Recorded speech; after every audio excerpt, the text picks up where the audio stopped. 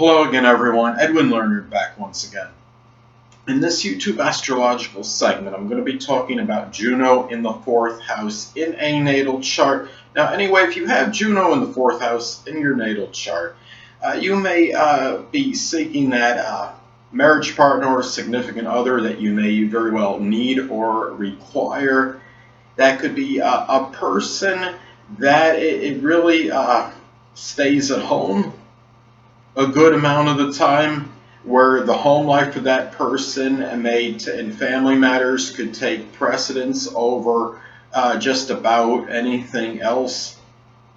This could be something where even if you are really gregarious and extroverted and you have indicators in your chart that really confirms this, you might even become a little bit more introverted with this marriage partner or significant other. Now, you may attract somebody that may be strongly enamored and infatuated with home and family life, somebody that is in touch with their roots and is strongly connected with traditions. It may be somebody that shares the same traditions you have, or ones that are very similar roots and upbringing perhaps.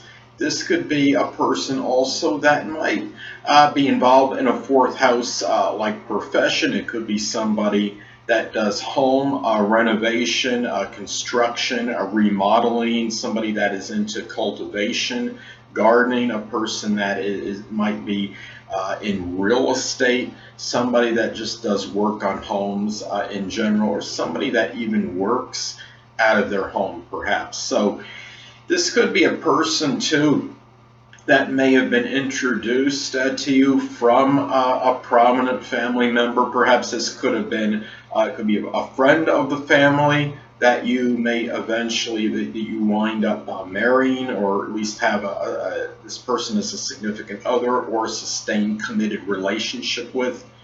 This could be a person too that may have the zodiac sign Cancer-like undercurrents, because of course this is in the 4th house, and the 4th house does correspond with the zodiac sign Cancer. So this could be somebody that could be rather nurturing, sympathetic, somebody that expresses strong emotions and is not afraid to let their emotional side come out. A person that's not afraid to cry in front of you, and you may actually perceive that as more of a strength as opposed to a weakness, as far as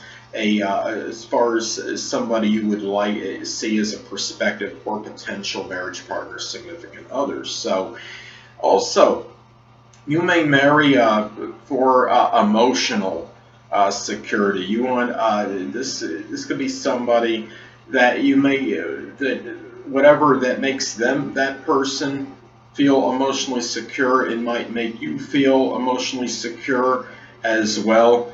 It's also important to look at the sign that Juno is in, is that this could influence the placement. Let's say that you have Juno in Leo in your 4th house. You might attract somebody that might be really a dominant, strong personality, but might be very domineering in the home life, as far as saying, you need to do this or do that. It could be very well be the dominant type marriage partner in the home. And if you have, let's say you have Juno in the 4th house, let's say the sign is in Libra, well, this could be somebody that seeks the person you attract as far as a prospective marriage partner, significant other, could be somebody that wants fairness and wants things to be equitable in the home. You might attract somebody that is a fair and balanced and equitable partner,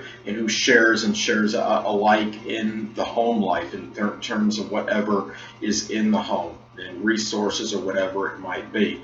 Now, let's say it's also important to look at aspects too, if any, that are made to Juno in the 4th house. Now, let's say that you have Mars making an adverse aspect to your Juno in the 4th house. Well, this could be somebody, it could show that you may wind up connecting with somebody that you may have at times perhaps have a contentious relationship with, or a lot of arguments and perhaps even acrimonious experiences.